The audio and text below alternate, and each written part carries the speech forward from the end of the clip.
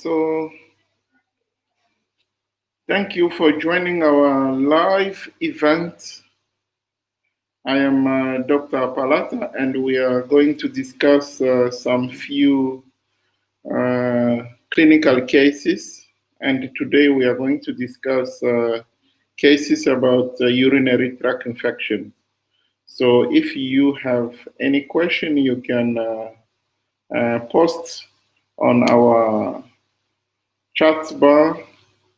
You can send your message, and we will be able to respond to your messages.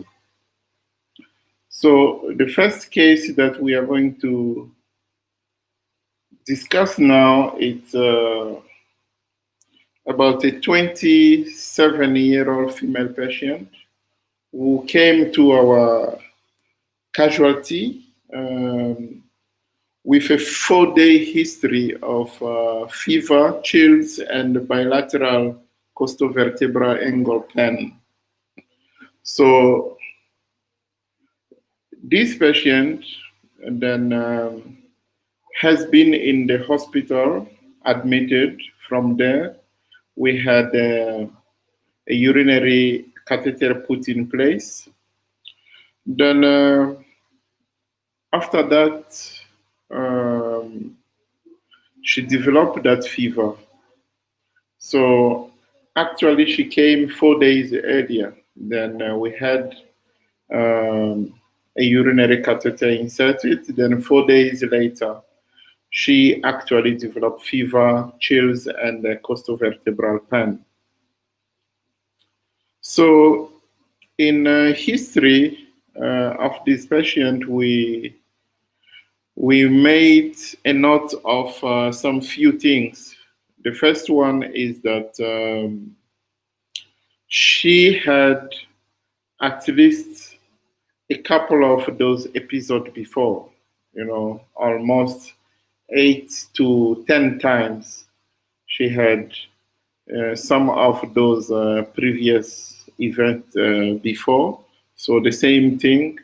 And she had been seen by her GP and receiving over-the-counter medication, but there was no change. And now she's coming to us, and we had an indwelling catheter put in place, and because of the condition she had, and she developed the same event. Now, the first question that we want to ask is, what is the most likely diagnosis, of this patient? What is the most likely diagnosis? So you have a patient. She is a female patient. Number one, she is a female patient of a reproductive age.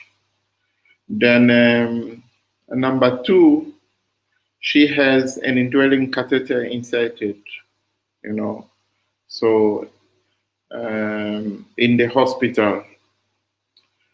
Then 4 days later, she developed fever and costovertebral angle tenderness.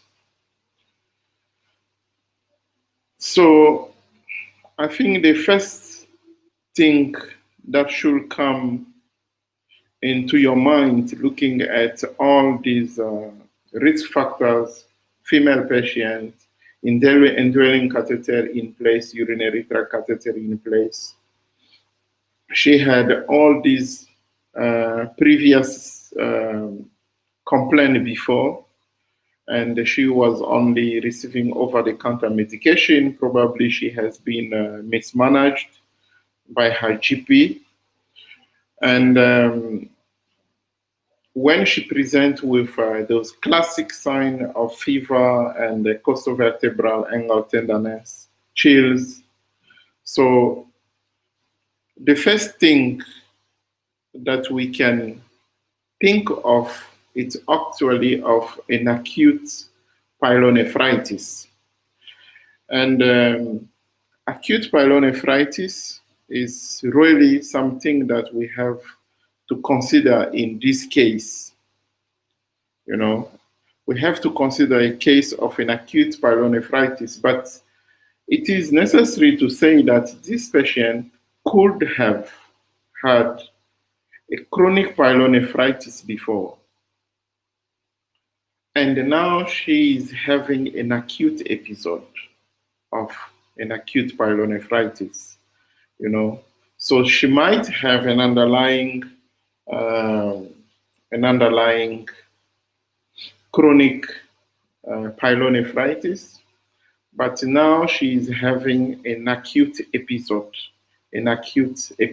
of pyelonephritis. Now, this patient should be considered as having a complicated urinary tract infection. Why? It is a complicated condition. So the first thing to consider as a complicated UTI is actually to have a case where the patient has a catheter in place. This patient has a catheter in place, and then after that, we can see that the patient had previous episode of this situation. There were some episodes before. If you just join us, please send a message if you don't understand the case that we are currently discussing, so you can be able to send your message and be able to join us in the discussion. So we are actually discussing our first case. It's a female patient, 28 years old, admitted in our hospital, and she had an indwelling urinary catheter in place. Then 4 days later, this patient developed fever and costovertebral angle tenderness, and she also had chills. Okay, then on examination, she had a 40-degree centigrade temperature, and the costovertebral angle tenderness were also confirmed. So we found that the urinary tract catheter was in place. And I was saying that in the history, when we double-check the patient's medical record, we found that the patient also had a history of having similar episodes at least 8 to 10 times before. She had a similar episode, and she has been visiting her GP and receiving over-the-counter medication. So I was then saying that this looks like a case of a chronic pyelonephritis, but now we have an acute episode. So the recent episode, it's actually an acute episode, but this patient has been having a chronic situation going on, a chronic episode going on of pyelonephritis. So we can then suspect a diagnostic of an acute pyelonephritis in this patient. This patient is a female patient. She is at a reproductive age. She is 28. She has a catheter in place that is a major risk factor. Then she developed those signs, that are classic signs of an acute pyelonephritis. But then looking at the history, she has been having similar problem. It means that the patient has been mismanaged by the GP. So this is then the presumptive diagnosis here is a case of an acute pyelonephritis. This is a new episode of acute pyelonephritis. Then the second question will be, what will be the likely um, etiological agent causing this situation? So when we discussed our lecture on urinary tract infection, we say that there are two routes of infection. So we spoke about an ascending infection and a descending infection. So an ascending infection, that is a transurethral infection. And in many cases, especially in female patients, the likelihood of infection could have been an ascending infection, that is transurethral. And one of the commonest pathogens associated with an ascending infection in this situation is usually a gram-negative pathogen and high likely to be E. coli, Escherichia coli, that is able to cause this type of an infection. So that infection will come through the urethra, then it will move into the bladder. It's probably that maybe the patient had a cystitis, a bladder infection, then it progresses through the ureters until the kidneys. Then now the patient is developing a kidney infection that we call pyelonephritis. And it is an acute pyelonephritis, high likely to be caused by E. coli, Escherichia coli. That is one of the commonest pathogens. It is a gram-negative bacteria, high likely to cause this condition. Now, if you have to manage this patient, what are the steps that you are going to take?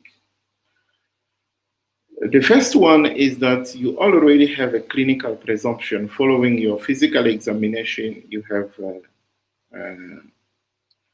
a diagnosis of a likely diagnosis of acute pyelonephritis. Then the second thing you have to do is to immediately collect specimen.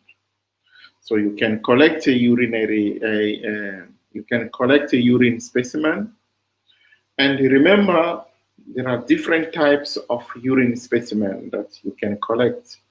You can collect a midstream urine, or you can collect a catheter urine. You can collect a catheter urine. Now, this patient is having an indwelling catheter. So what you can do is that what you cannot do is to collect the urine that is in the collecting bag, in the urine collecting bag. This is not a good specimen that you have to collect. So if there is a urine that is passing through the catheter tube, you can actually use a disinfectant to clean the catheter tube, and with a syringe and a needle, you can actually, through the catheter tube, you can aspirate a good sample of a urine. Or you can replace this catheter because it has been there for a long time. You can use what we call a once-off urine catheter specimen. So you can just place a new catheter, and that will then bring a new specimen, and with a urine container, you can then have, a specimen. So you can get a urine specimen, and say that you can have a midstream specimen if the patient was not having a catheter. Then, since this patient is having a catheter, you can collect a catheter specimen. But the main thing is that when you have to fill in the lab request form, you need to ensure that you provide information, relevant information, especially about the type of specimen that was collected, whether it was a midstream or it was a catheter specimen. I really don't want to discuss a third way of collecting urine specimen in this patient because when we if it was in a child patient, then we can look at a different way of collecting specimen in this patient. But here, those two ways of collecting specimen are enough to get a good specimen in this patient. So I was saying that when you can label, you have to label the container and you specify the specimen, but on the lab request form, you fill in the patient details, you fill in the clinical information, and you need to specify that this was either a catheter specimen or a midstream urine specimen. So this is very critical because when the specimen will be analyzed in the lab, the doctor, the pathologist need to know what type of specimen was there. And the interpretation of the result will depend on the type of the specimen that was submitted, because we don't interpret the same way a midstream urine with a catheter urine. And if it was a child, I say that you could have what we call a suprapubic aspirate, and the interpretation is also different, as compared to a midstream urine or a catheter urine. The other specimen that you can collect is blood specimen. You need to collect a blood specimen in this patient because you want to do a full blood count in this patient. You have to do a full blood count, and where we will do white blood cells count plus differentials. You have to do that. And the other thing that you need to do is that you need to take blood for cultures. So take at least 2 or 3 different sets of blood cultures. One set has 2 bottles, one aerobic and anaerobic bottles. So that's what we call one set. And why you need 2 or 3 different sets of blood cultures taken at different sites? It's because the blood culture is a test of a very low sensitivity. And you don't expect that microorganisms, if a patient has fever, it does not mean that microorganisms are always there at all time in the bloodstream. So, and in this case, for example, where the site of infection might be the kidney, or maybe the bladder that is feeding to the kidney and coming through the bloodstream. So it's unlikely that you will always have microorganisms there. So if you increase the number of sets of blood culture, you will then increase the probability of recovering the microorganism that is causing this pyelonephritis.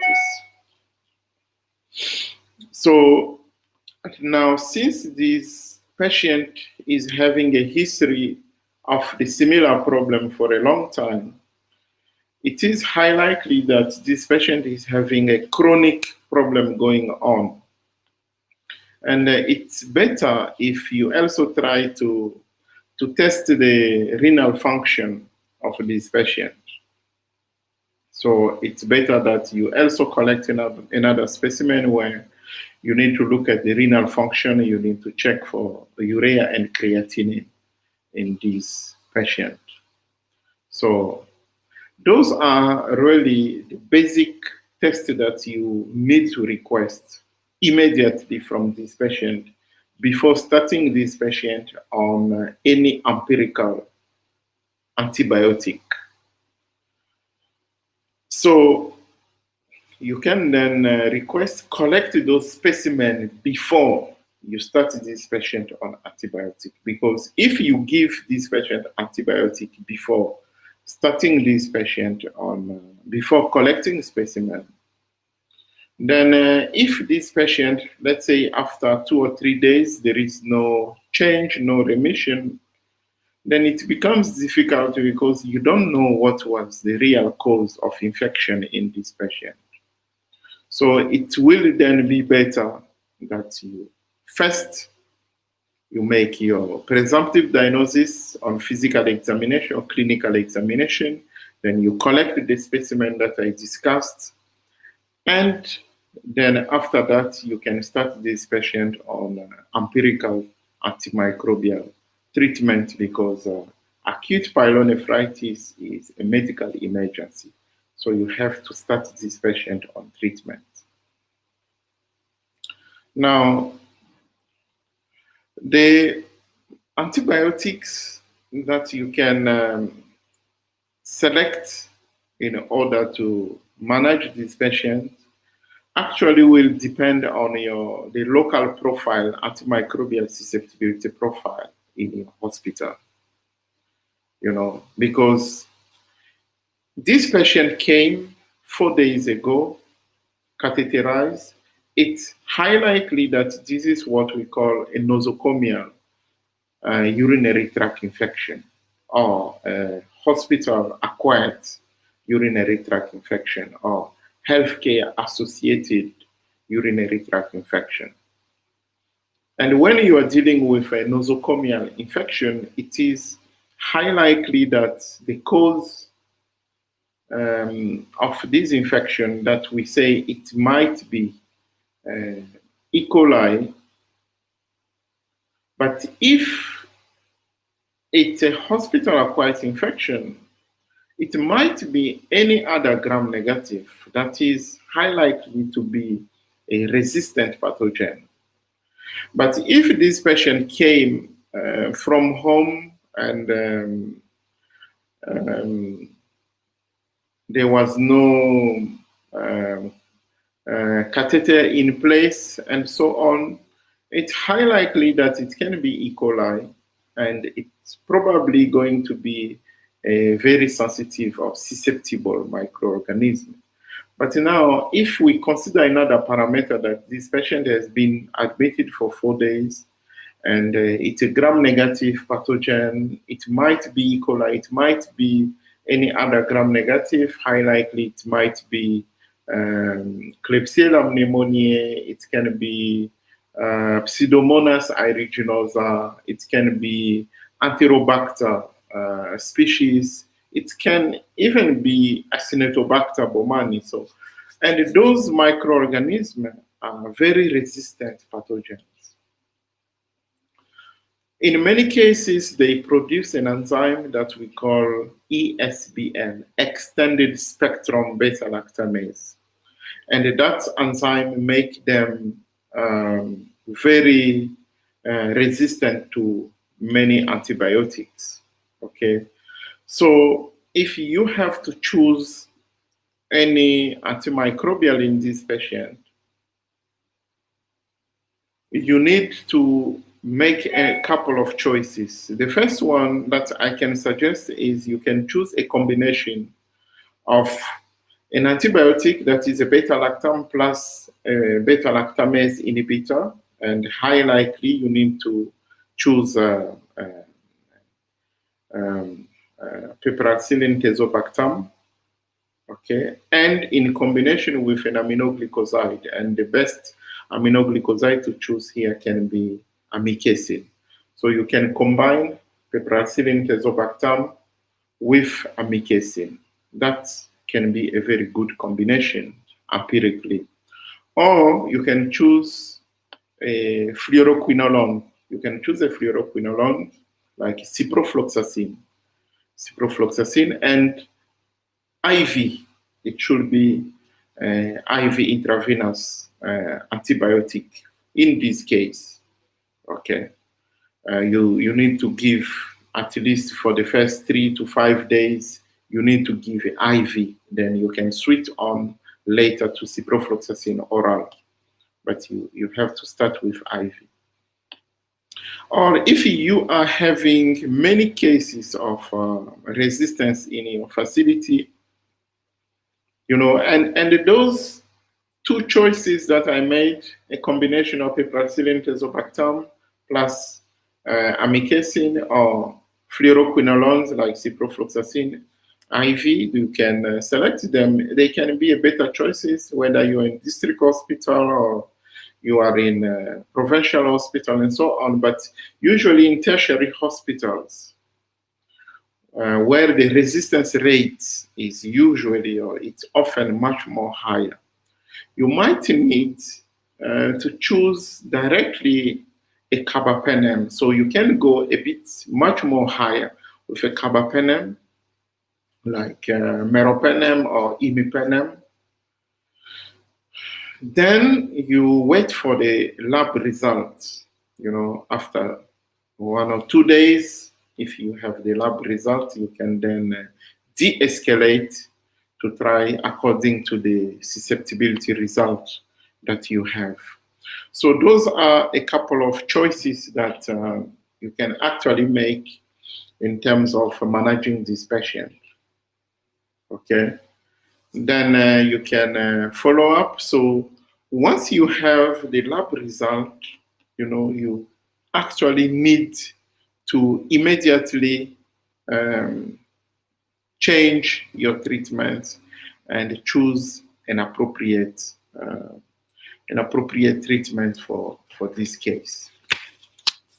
Okay, you will then monitor your patient response to try to see that your patient is improving, and then you can make a decision. Now, since this patient has been having this problem much more often, you might need to do an ultrasound of the kidney.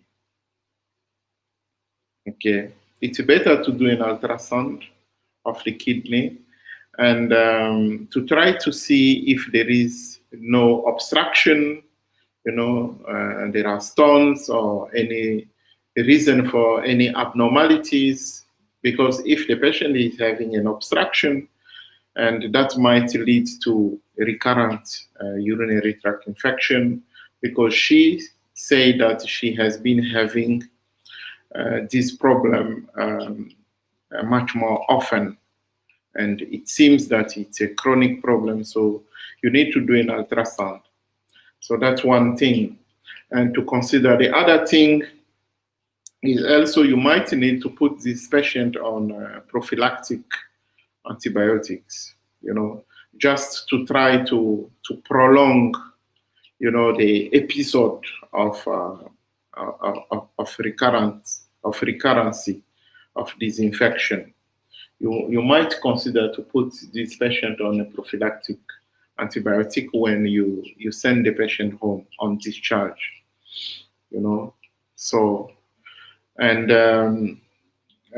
you need to look at our lecture on urinary tract infection to try to see the different choices that we have. So those are the things that you need to consider for this patient.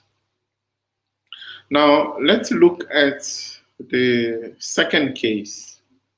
The second case is actually a 30 years female patient, again, who presented to us with a 3-day history of hematuria. And dysuria and increased urinary frequency. So she came with a 3-day history of dysuria, hematuria, and frequency. She has had no fever. There was no fever, no chills, or back pain. So on examination, the patient really does not look very ill, and her temperature was around 37.5. And the abdomen was not tender, and there was no costovertebral angle tenderness. So what is the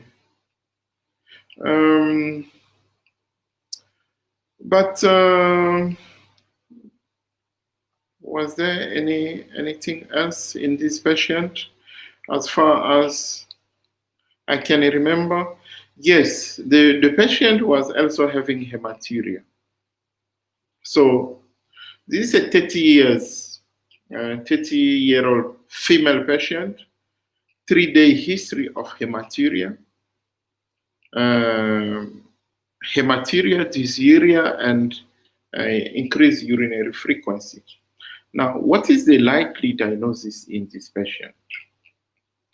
I think in making the differential diagnosis in this patient, there are two things that we can consider. One is what we call acute hemorrhagic cystitis, because this patient definitely has cystitis. The patient has cystitis, but it's an acute cystitis. But since there is hematuria, it could be an acute hemorrhagic cystitis.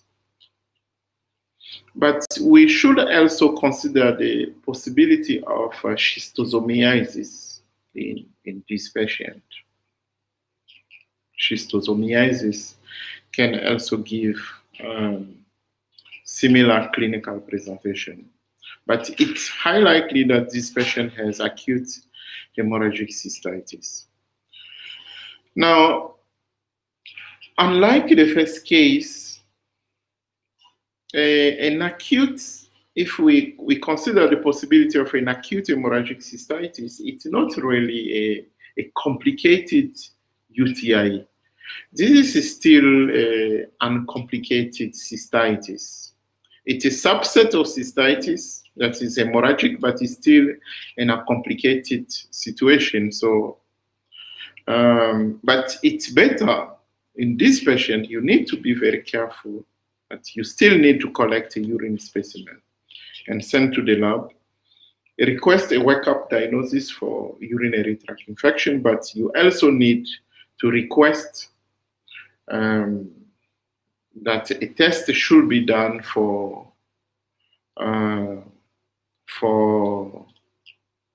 schistosomiasis. You need also to look at the possibility of schistosomiasis in this patient, the possibility of schistosomiasis. That need to be excluded. But in starting an empirical treatment in this patient, you first, the likely diagnosis, etiological agent can still be E. coli. Since this patient is coming from home, it can still be a gram negative E. coli. But there is also a possibility of a gram positive that we call Staphylococcus saprophyticus. That is also prevalent in female patients at a reproductive age. Staphylococcus saprophyticus can also be a possibility in this case. So you need to look at this case. Staphylococcus saprophyticus can also be a possibility. Staphylococcus saprophyticus is common in female patients at a reproductive age. But the high likely diagnosis can still be E. coli in this patient, even if it's a case of an acute hemorrhagic cystitis. It's still uncomplicated UTI. So you can start this patient empirically on, you don't need antibiotics that are really highly broad spectrum, but you need something that can act locally, like nitrofurantoin, cotrimoxazole, amoxicillin, but E. coli, it's now becoming very resistant to some of those antibiotics like your amoxicillin or cotrimoxazole. Even E. coli from home can be a problem. So my advice could be you can start this patient on oral ciprofloxacin, for example, for 3 days. Oral ciprofloxacin for 3 days could be a better choice. Could be a better choice while you are trying to cover E. coli in this patient. But just try to make sure that you follow up on your lab result. And if it's Staphylococcus saprophyticus, then if it's susceptible to cloxacillin or amoxicillin, then you can change on the treatment. You know, you need to appreciate the result from this patient. You need to appreciate what will be the result from this patient. If you have a question, please post on your question and we can discuss your question. And if the lab result comes back that there is a case of schistosomiasis, then you also need to look at on how to change the treatment of this patient.